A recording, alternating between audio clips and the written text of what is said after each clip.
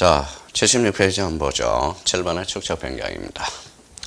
자, 축적 변경은 어때요? 작년에 이제 26회 때 우리가 출제됐고, 축적 변경에 대해서 희소식이 날라왔죠. 왜?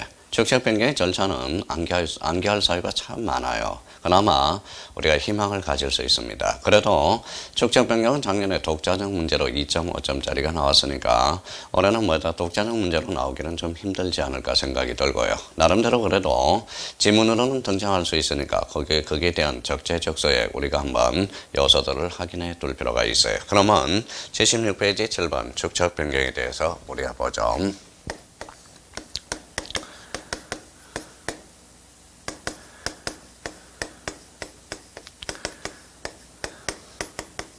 자, 축적 변경입니다. 자, 축적 변경과 관련돼서 우리가 뭐다? 일단 개념부터 우리 한번 정확하게 잡아보자고요. 자, 축적 변경 첫 줄에 지적도라는 걸 우리가 포인트를 잡아요. 매건 지적도라는 거고, 자, 어디에서 어디로 가는 거냐? 작은 축적에서 큰 축적으로 변경하는 것. 이게 바로 대표적인 축적 변경이 되겠습니다. 자, 그러면 여기에서 지적도. 이 자리를 왜 맥을 잡아야 되냐면, 우리가 이 지적도의 도면으로 본치면 X가 되는 거예요. 왜? 도면이라는 것은 우리 임야도도 포함하고 있기 때문에 그렇습니다. 그렇다면, 우리 축적 변경은 대표적으로 뭐다? 임야도는 포함되지 않는다는 걸 잡아두셔야 돼. 그러면, 여기 이제 첫 번째 뭐예요? 의에서 맥을 잡았습니다.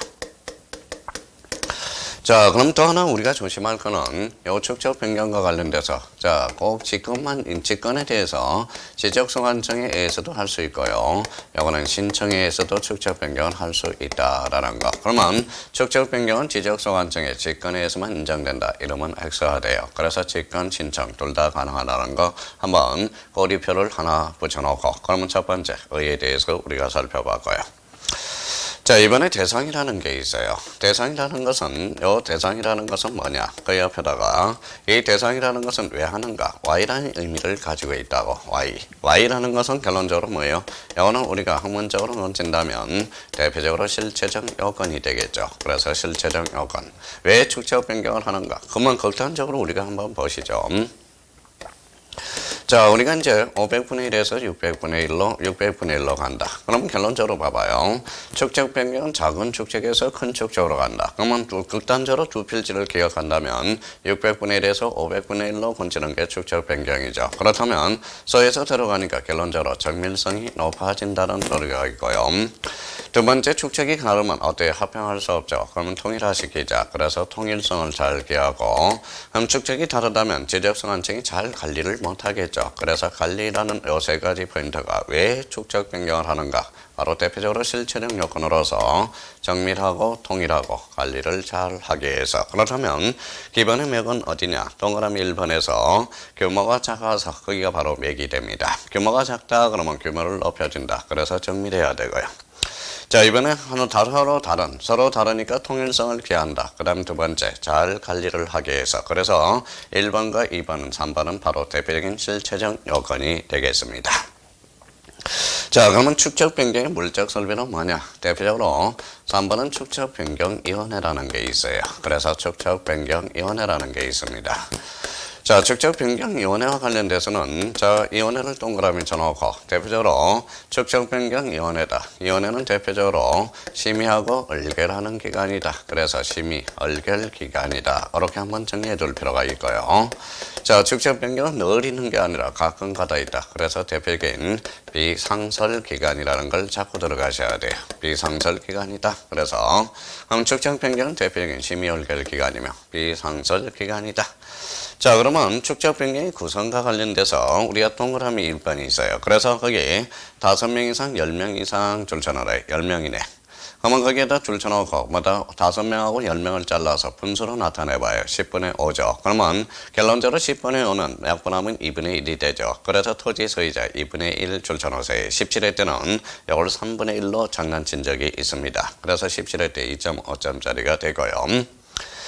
자, 축적변경위원회 기능이라는 게 있어요. 기능과 관련돼서는 기본서로 본다면 방가로 2번이 있네요. 그러면 기능과 관련돼서 이 기능은 어떻게 연결해 두는 게 좋느냐? 그래서 이 지역적 변경에서 치엇을 연결해놔요.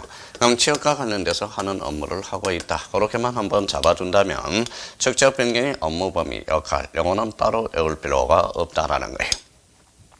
1번은 직접 변경 시행에 관한 치엇. 자, 지분별 제곱 및 뜻한 금액 결정. 이게 대표적인 청산금 처리 절차거든. 즉, 청산금에 대한 이의신청, 즉, 그 밖에 축적 변경과 관련하여 지적소관청 회의, 부친에 관한 심의결. 그래서 이 기능 업무 범위와 관련돼서는 따로 외울 필요가 없어요. 자, 지역과 관련돼서. 제가 항상 뭐라고 그랬어요? 공인중개사는 객관식이지 주관식이 아니다. 그래서 우리가 눈 운동을 많이 해야 돼. 눈에 익숙해져야 순발력이 늘 수가 있다고 말씀드렸어요. 그러면 눈으로 자꾸 익혀서 우리가 머리에 거기에다 연상기법을 해서 감각적으로 익혀놔야 돼요. 우리 공인중개사는 과목이 많습니다. 그러면 6과목이라는 것은 6과목을 전부 외울 수는 없다라는 거예요. 그러면 우리 축적 변경의 기호는 지역과 관련된 업무를 하고 있다. 그래서 지역 업무를 연결해 줄 필요가 있다라는 거. 자, 그러면 축적 변경위원회 회의. 요거는 이제 나중에 우리가 결정하면 되고, 대표적으로 이제 오늘은 사전 절차까지만 정리해 볼까 생각 중입니다. 그래서 사전 절차가 나온다. 이 사전 절차와 관련돼서는 우리가 이제 거기에다가 토지 소유자라고 줄 거나요. 토지 소유자. 오른쪽이죠. 토지 소유자 줄 거놓고 이렇게 잘라놔요. 그럼 눈으로 익혀요. 그래서 3분의 2라는 걸 잡아놓고, 자, 토지 소유자의 뭐의 토지 소유자 동의를 얻었으면 축적 변경의 얼개를 거쳐서 대표적으로 시도지사, 대도시시장 승인을 한다. 그러면 사전 절차와 관련돼서는 이렇게 한번 우리가 뭐의 포맷을 잡아둘 필요가 있어요. 그래서 토지 소유자 3분의 1이 아니라 3분의 2라는 거 이렇게 잡아서 토지 소유자 3분의 2 동의와 축적 변경의 얼개를 거치고 대표적으로 시도지사와 대도시시장의 승인을 한다. 그 정도만 이번 탈코스에서 그렇게 정리해 두시면 될 것 같아요. 자, 그렇다면 이제 뒷장을 쭉 한번 넘겨봐요. 뒷장을 넘기면 몇 페이지로 가시냐 하면 8번. 자, 80페이지 8번으로 가요. 자, 80페이지 8번에 가면 등록사항 정정이라는 게 있어요. 자, 등록사항 정정에 대해서 우리가 한번 정리 한번 해보자고요.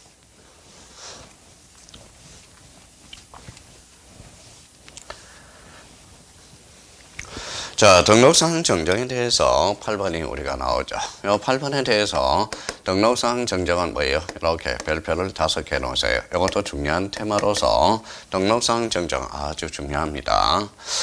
자, 그러면 등록사항 정정을 공부하실 때 등록사항 정정은 이렇게 이제 포맷을 판을 깔아놓고 들어가셔야 돼요. 자, 등록사항 정정 크게 두 가지 측면으로 나눠진다. 그래서 대표적으로 사실적 측면의 정정이 있다. 그래서 사실적 측면의 정정 이렇게 이제 연결이 돼요. 그래서 사실적 측면의 정정이다. 자, 사실적 측면의 정정과 대표적으로 권리적 측면의 정정이 있다. 그래서 권리적 측면의 정정 이렇게 이제 의미를 우리가 나눠 놓으시고요. 자, 사실적 측면의 정정은 대표적으로 두 가지 측면에서 나눠질 수 있어요. 그래서 이거는 소유자 신청 정정과 대표적으로 직권 정정 사유가 있다라는 거예요. 자, 직권 정정. 그래서 직권 정정으로 우리가 나눠지게 되고요. 자, 소유자 신청은 대표적으로 이제 경계라는 게 있고요. 경계와 면적이죠. 경계와 면적의 변동이 있을 때, 대표적으로 이거는 이해관계의 승낙서라는 거와 판결서를 반드시 첨부해줘야 돼요. 자, 여기에 대해서 등록사항, 승낙서와 판결서는 대표적으로 여기에서 꼭 기억해 줄 거는 바로 등록사항 정정 측량 성과도라는 게 있어요. 정정 측량 성과도를 반드시 우리가 첨부해 줘야 됩니다. 이거는 요거와 관련돼서는 우리가 13회 때 우리가 출제될 거예요. 대표적으로 이제 직권 정정 사유가 올해 출제될 가능성이 확률이 상당히 높아요. 그래서 여기가 별표가 3개짜리가 되겠네요. 자, 권리적 측면의 정정은 두 가지가 있어요. 자, 등기된 토지라는 게 있고요. 등기된 토지가 있고요. 그 다음에 미등기된 토지가 있어요. 그래서 미등기된 토지. 자, 등기된 토지와 미등기 토지는 공통점은 어떤 측면이 있다? 대표적으로 권리적 측면이 되겠고, 또 등기된 토지에 대해서는 우리가 이제 15회 때 출제가 될 거예요. 대표적으로 15회 때. 그래서 등기된 토지와 관련돼서는 요거는 이제 자 25회 때 우리가 출제가 되죠. 그래서 이제 26회 때인가요? 그래서 최근에 출제된 게 거진 10년에서 11년 만에 우리가 출제가 되게 된 거죠.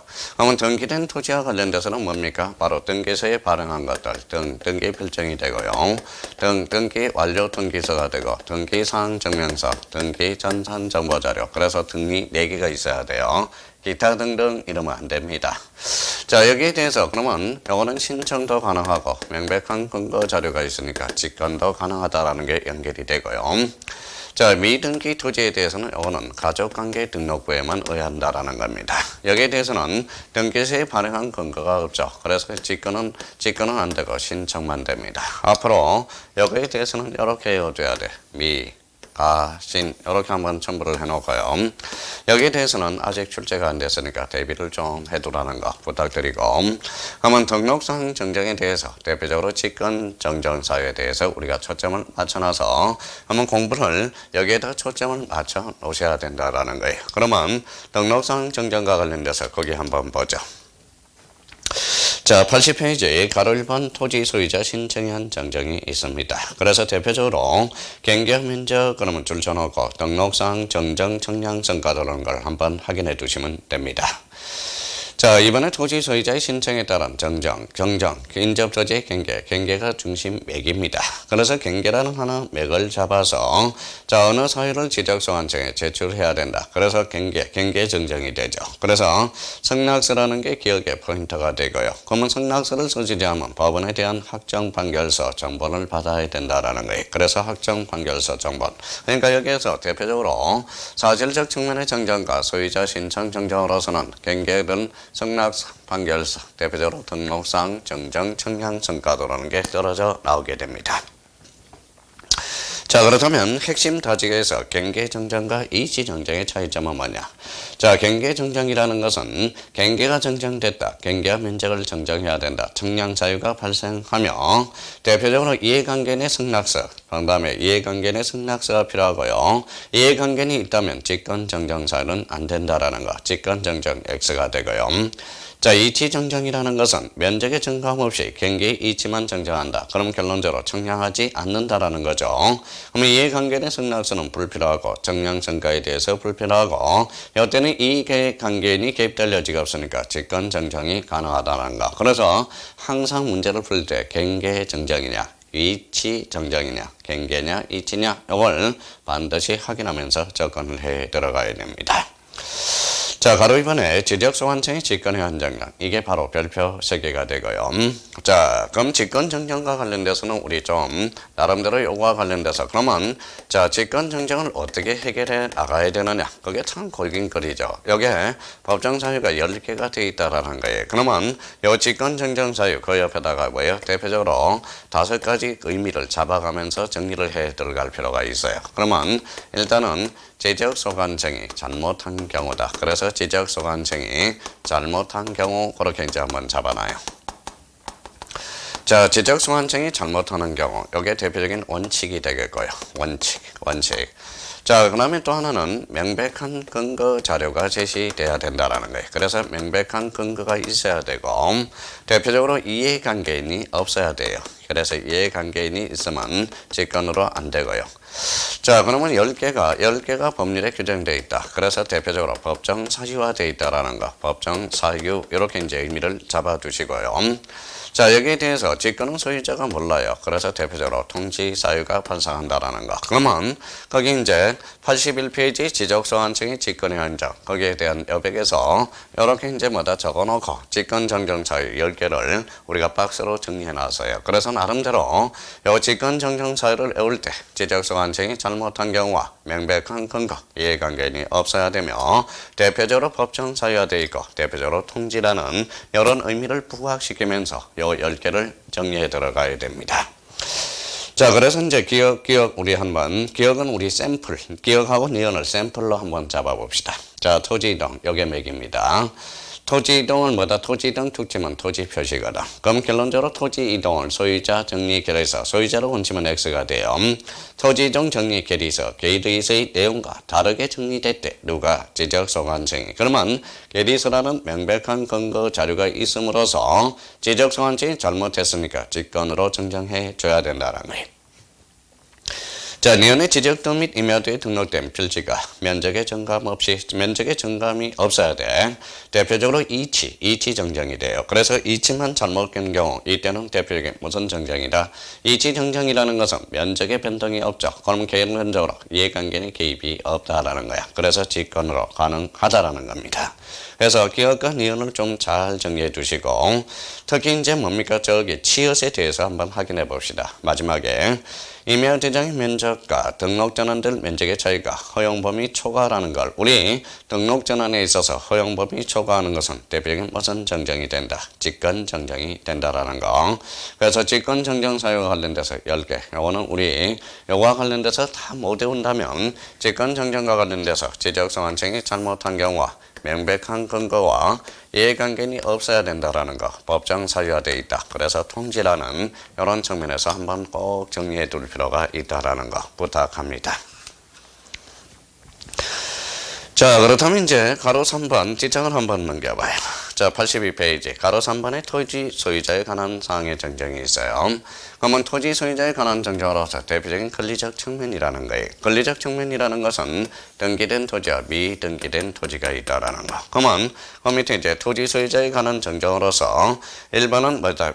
등기된 토지가 되겠죠. 그래서 신청 직권이라는 맥을 잡아놓고, 자, 두 번째 등기 별장, 등기 완료 통지서, 등기상 증명서, 등기 전산 정보 자료. 그래서 등 4개. 또 나중에 등 하다가 뭐 기타 등등 이러면 안 됩니다. 자, 이번에 다음은 미등기 토지, 그 다음에 바로 밑에 신청 동그라미, 그 다음에 가족관계 기록에 관한 사항. 그래서 앞으로 요 2번에 대해서는 미가신 이렇게 한번 숙제해 두면 돼요. 미가신. 미등기 토지에 대해서는 가족관계 등록부 신청 이렇게 이제 한번 잡아둘 필요가 있어요. 그래서 그 정도 의미만 잡아두시고, 자, 82페이지 가서 행정구역 명칭 변경. 행정구역 명칭 변경과 관련돼서 행정구역 명칭이 변경되었으면 지적공부에 등록된 동그라미, 등록되면 당연히 변경된 것으로 본다. 그 정도만 한번 확인해 주시면 될 것 같아요. 행정구역 명칭 변경과 관련돼서 그렇게 의미를 확인해 두시라는 거 부탁합니다. 자, 그렇다면 이제 대표적으로 이제 뭡니까? 10번이죠. 작년에 우리 10번에 대해서 도시개발사업지역과 관련돼서 작년에 출제가 됐죠. 자, 도시개발사업입니다.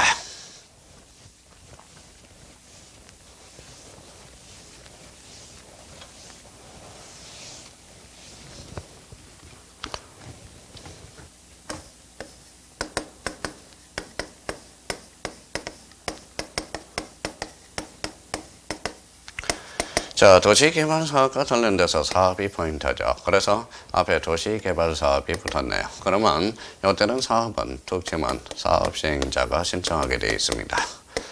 사업시행자. 우리 지목 변경과 관련돼서 402만원 배가 어디로 가요? 402 산으로 간다고 그랬죠. 그래서 도시개발사업은 402 많으니까 뭐예요? 402를 한 사람으로 통일시켜야 돼요. 그래서 사업시행자라는 거고, 사업시행자를 특징은 5자, 5라고 해놓고 하나를 1이라고 해놓고 15일 이렇게 이제 잡아둘 필요가 있어요. 자, 우리가 이제 토지조사 등록 절차와 관련돼서 토지 등록조사 등록 절차와 관련돼서 우리 이제 뭐 2장 1장에서 우리가 배웠을 겁니다. 토지 등록과 관련돼서 배웠죠. 모든 토지는 누가 결정해요? 국토교통부 장관. 토지 이동이 있을 때 토지의 표시사항은 누가 결정해준다? 지적소관청이. 그러면 도시개발사업도 일종의 토지 이동 신청과 관련돼서 연관이 있죠. 그러면 사업시행자가 그러면 어디에다 신고해야 되느냐? 바로 지적소관청에다 신고해줘야 되겠죠. 자, 토지 이동이 있을 때 토지 표시 결정은 누가 해주기 때문에 지적소관청. 작년에 이걸 시도지사로 건쳐서 작년에 2.5점짜리가 탄생하게 된 겁니다. 그렇게 연결을 좀 해두세요. 그래서 도시개발사업은 대표적으로 사업시행자, 그래서 15일 그렇게 연결이 되기 시작해요.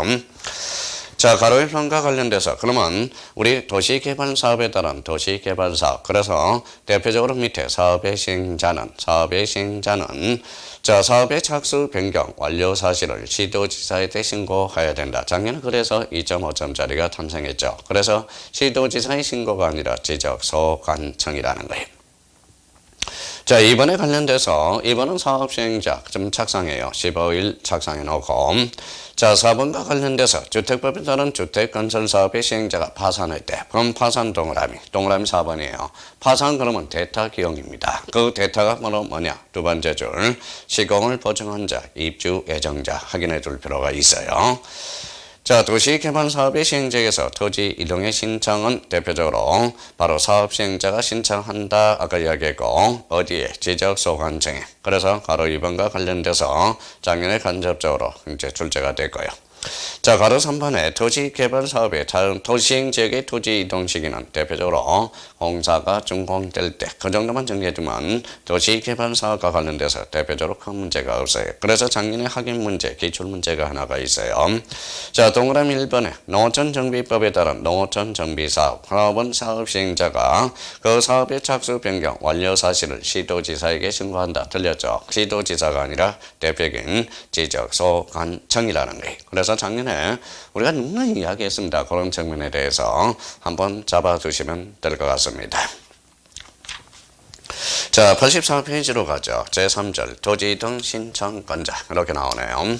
자, 토지이동 신청권자가 탄생하게 되네. 제3절.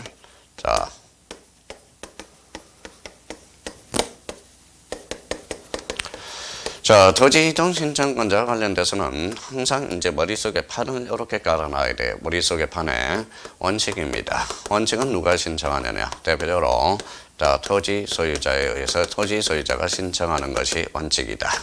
자, 예적 측면으로서 그러면 두 가지가 있어요. 대표적으로 도시개발사업이라는 게 있어요. 그래서 도시개발사업. 도시개발사업은 대표적으로 누가 신청하느냐? 대표적으로 사업시행자가 신청한다. 그렇게 연결이 되고요. 여기에 대해서 대의신청이라는 게 있어요. 대의신청. 대의신청과 관련돼서는 대표적으로 토지 소유자의 가름 환자만이 신청할 수 있어요. 그래서 토지 소유자의 가름 환자 그렇게 연결이 되기 시작해요. 그럼 여기에서 사업시행자가 토지 소유자의 가름 환자, 그럼 결론적으로 소유자가 모른다. 그럼 소유자가 알도록 결론적으로 이렇게 소유자가 알도록 통지해 주라는 통지가 꼭 마무리 진다라는 거예요. 자, 그러면 선생님 올해 출제 예상은 어디에서 됩니까? 바로 도시개발사업 작년에 26회 때 출제되고요. 올해는 대의신청으로 갈 차례입니다. 그래서 대의신청에다 초점을 맞춰서 잘 정리해 두셔야 돼요. 그래서 대의신청과 관련돼서 그럼 한번 우리가 정리해 주자고요. 자, 1번의 원칙, 토지 소유자. A적으로 방가로 1번의 사업시행자라는 게 나와 있고요.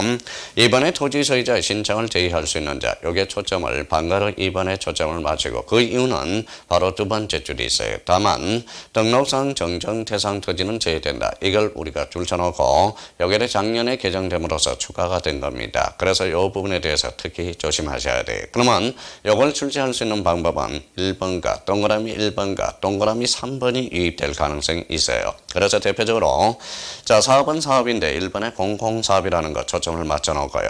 학교용지 도로, 절도용지 제방하정, 국어 유지를 한강 펼쳐 놓고요.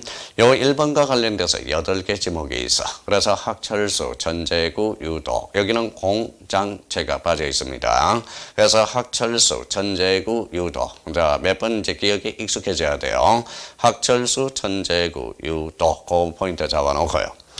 자, 동그라미 3번과 관련돼서 주택법에 따른 공동주택의 부재의 경우, 특히 가로 안에 관리인이 없는 경우 공유자가 선임한 대표자, 요걸 초점을 맞춰서 대의신청과 관련돼서는 올해 출제 가능성이 확률이 상당히 높습니다. 그래서 작년보다는 우리가 출제 경향이 높아졌으니까 대의신청에 대해서 다시 한번 꼭 정리해 둘 필요가 있어요. 그래서 확인 문제가 있는데 그거는 기출문제의 한 형태로서 자, 2번에 주차 전형 이런 것들은 없다라는 거예요. 그래서 정답은 2번이 되고, 그러니까 대의신청의 샘플 문제를 하나 집어넣어놨습니다. 그걸 운영해서 잘 뭐예요? 우리가 리피트 하셔야 돼. 그래서 제가 뭐라고 그랬어요?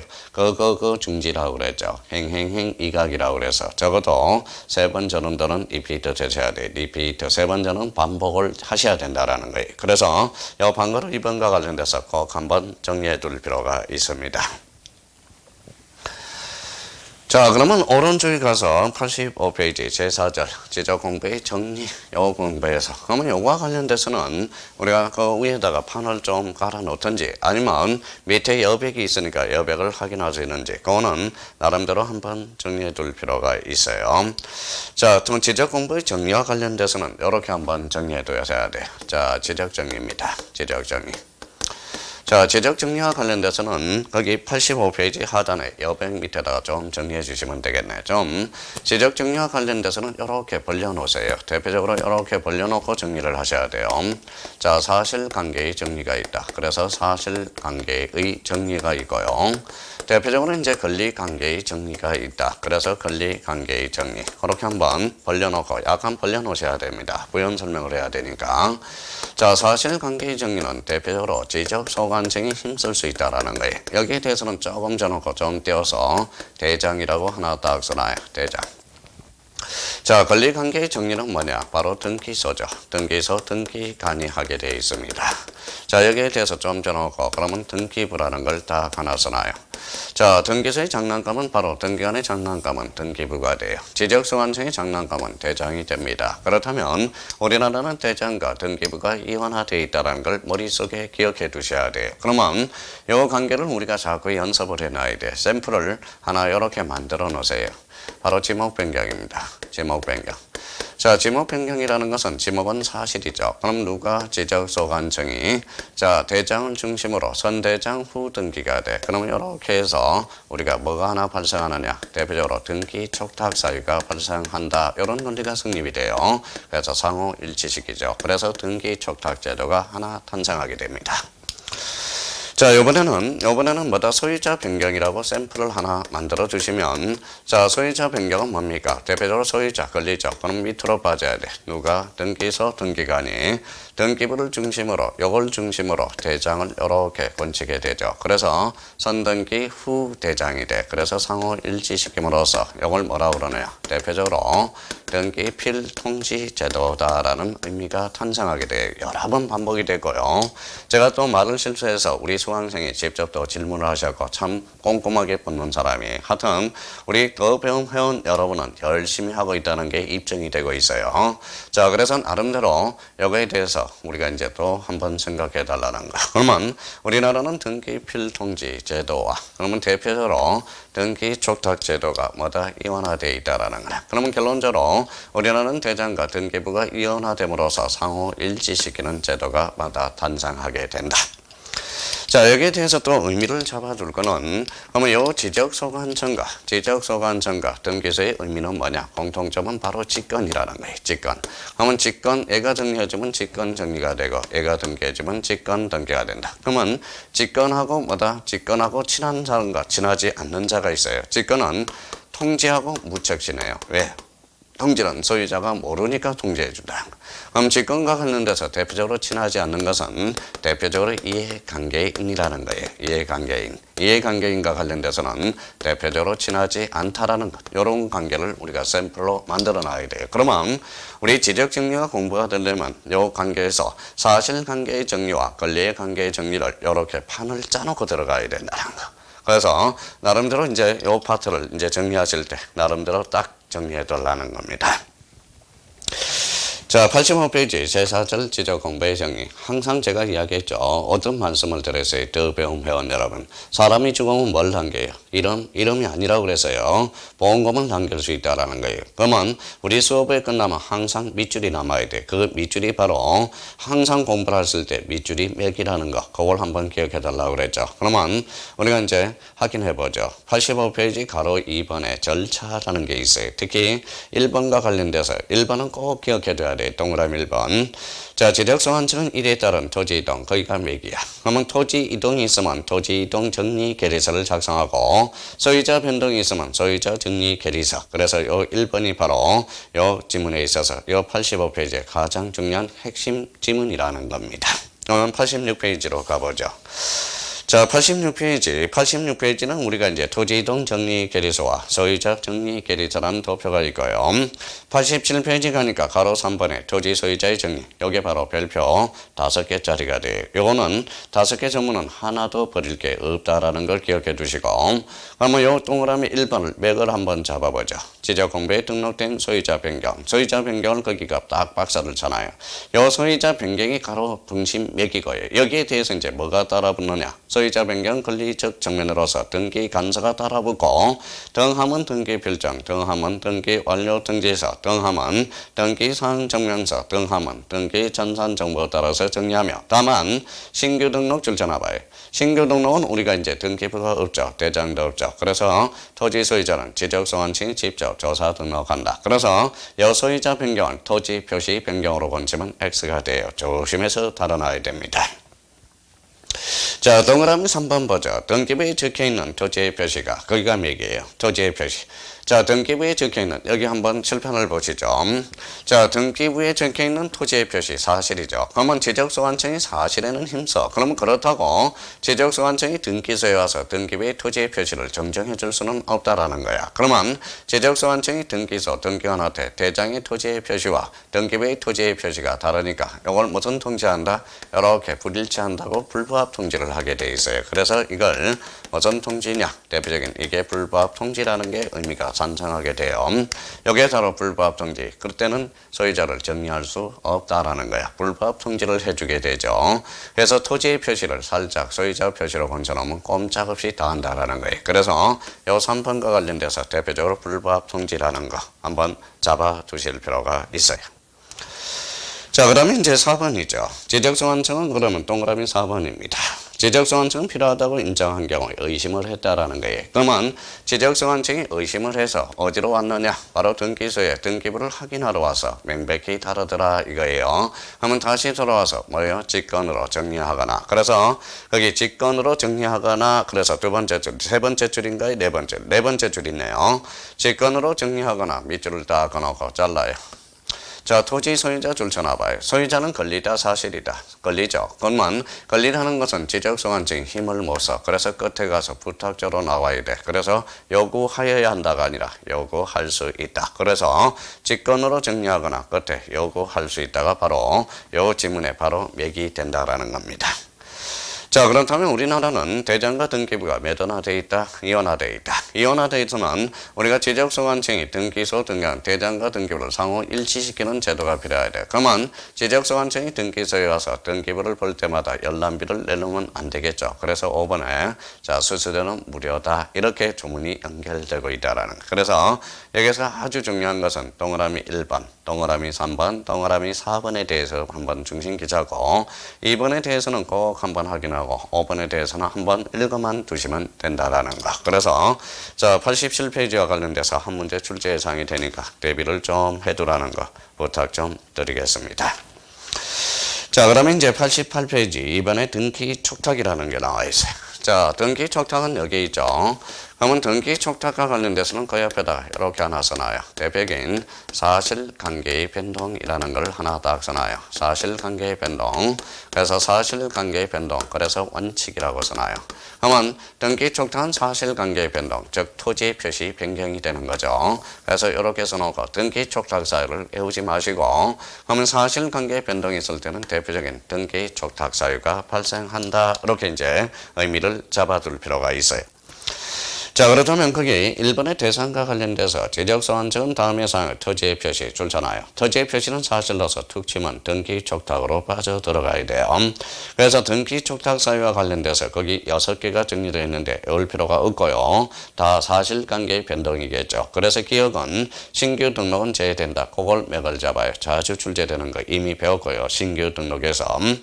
이 경우 등기 촉탁은 국가가 국가를 위해서 하는 등기로 본다. 그 밑에 가로 열고 이런 조문의 근거를 줄 수 있는 것은 대표적으로 면세 근거. 그래서 면세 근거 조항이라는 거. 그래서 면세 근거가 될 수 있다는 거. 한번 확인해 둘 필요가 있어요.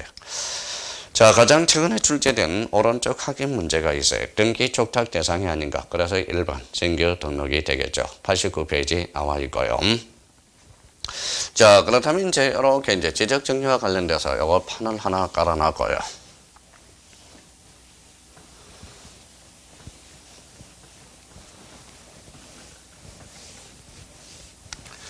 자, 여기 하나 남은 게 뭐예요? 통지죠. 통지. 그래서 이제 지적정리 통지 여기 나와 있네요. 자, 통지와 관련돼서는 거기 이제 통지. 그래서 통지. 통지는 이렇게 박스를 쳐놓고 늘 이야기하는 겁니다.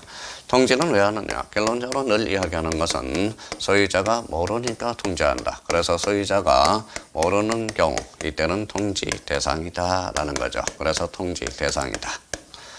자, 그러면 소유자가 알고 있으면 소유자가 알고 있는 경우는 이때는 통지할 필요가 없다라는 것. 그래서 이제 통지라는 게 하나의 논점이 대두된다. 그래서 그 옆에 통지와 관련된. 그러면 자, 통지 사유는 외울 필요가 없죠. 그러면 소유자가 모르는 경우는 통지 사유니까. 그러면 소유자가 알고 있는 경우는 대표적으로 뭐냐? 이거는 소유자 신청이 돼요. 그래서 소유자 신청. 대표적으로 소유자가 신청하면 통지할 필요가 없거든. 그렇게 이제, 그래서 대표적으로 9개가 있는데, 그거는 다 외울 필요가 없어요. 그러면, 자, 이건 몇 개 샘플로 한번, 기억하고 니은을 샘플로 한번 볼까요? 자, 기억은 지적소환청의 직권 동그라미. 직권을 했으니까 소유자가 모르죠. 통지 대상이네. 지적소환청의 지번 변경 시도지사 승인을 얻어서 하죠. 그래서 소유자가 몰라요. 그래서 통지네요. 자, 지적공부 복구는 지적소환청의 지체 없이 복구하고 이의 신청을 받기 위해서 통지해 주죠. 그래서 디귿. 그렇게 자꾸 정리해 두시면 돼요. 리얼은 직권이네. 직권. 그러니까 큰 의미는 없어요. 그러니까 감각적으로 익혀놓으면 된다라는 거예요. 그러면 2번은 다만 A적으로 동그라미 2번과 관련돼서는 그 옆에다가 자, 다만 그래서 여기 앞에는 통지 간주라고 딱 써놔요. 그러면 통지 간주와 관련돼서 통지 받은 자의 주소 거소를 할 수 없을 때 국토교통부로 정하는 바에 따라서 해당 시군구 줄쳐놔요. 공보 동그라미 또는 인터넷 홈페이지. 그래서 시군구가 16회 때 2.5점짜리가 나온 거고요. 그래서 거기 공보 또는 인터넷 홈페이지 여기에다가 초점을 한번 맞춰놓고 이거는 대표적인 통지 간주와 관련돼서 연결이 되기 시작합니다. 자, 맨 밑에 통지 시기라는 게 있어요. 통지 시기와 관련돼서는 요거는 뭐예요? 23회 때, 24회 때, 25회 때, 26회 때 출제가 안 되고요. 그래서 27회 때 또 등장할 가능성이 커요. 그래서 통지 시기는 잘 정리해 둘 필요가 있습니다. 자, 통지 시기와 관련돼서 거기 뒷장을 넘기니까 9번. 자, 토지 표시에 관한 변경 등기 필요 동그라미. 그러면 등기 완료 통지서를 접수한 날부터 15일이라는 거. 그러면 토지 표시에 관한 변경 등기가 필요하지 않대. 그러면 지적공부에 등록한 날부터 7일. 그래서 여기 23회, 24회, 25회. 그래서 계속 23, 24, 25 연타로 출제됐다라는 거예요. 그래서 이 통지 시기와 관련돼서는 정확하게 우리 사유와 15일과 7일 정확하게 우리가 공부해 둘 필요가 있어요. 대표적으로 거기 학연 문제가 있네요. 공간정보 구축 및 관리에 관한 법령상 지적정리 통지에 관한 설명으로 틀린 것. 정답은 2번이 되죠. 토지의 표시에 관한 변경 등기가 필요하지 아니하되 그러면 지적정리 정지는 지적소환청이 지적공부에 등록한 날로부터 10일이 아니라 7일입니다. 그래서 우리 통지 시기와 관련돼서 잘 정리해 둘 필요가 있어요. 나름대로 우리 토지 이동과 관련돼서 대표적으로 이제 어려운 거 했어요. 등록상 정정이라든지 지적정리. 이거는 어려워할 필요가 없어요. 약간의 동기부여를 하면서 우리가 이제 뭐다 외울 거 외워주고 이해할 거 이해해주면서 쳐 나가면 된다라는 거. 자, 우리가 다음 시간에 우리 4장 지적정량과 관련돼서 우리가 보도록 하겠습니다. 그래서 지적정량과 관련돼서는 한 3문제가 이미 결정되어 있으니까 그거는 우리가 정리해주면 되고요. 하여튼 우리 동영상 수강생 여러분, 더 배움 여러분, 아니 형님, 누님, 아니면 동생분들은 우리가 이제 설날이 며칠 안 남았죠. 그래서 설날 명절 잘 보내시고 우리가 하여튼 새해 복 많이 받으고 꼭 좋은 꿈 꾸세요. 합격이라는 좋은 꿈 꾸고 여기 회원 여러분도 마찬가지고요. 하여튼 올해 병신년에 꼭 합격을 기원드리겠습니다. 하여튼 몸 건강히 잘 다녀오시고 또 며칠 체력을 회복하신 다음에 또 한번 우리 사기 충전해서 우리 시험 보는 날까지 우리가 추진입니다. 그래서 진객의 더 배움입니다. 그래서 하여튼 고생 많았고요. 다음 시간에 뵙도록 하겠습니다. 감사합니다. 안녕히 계십시오.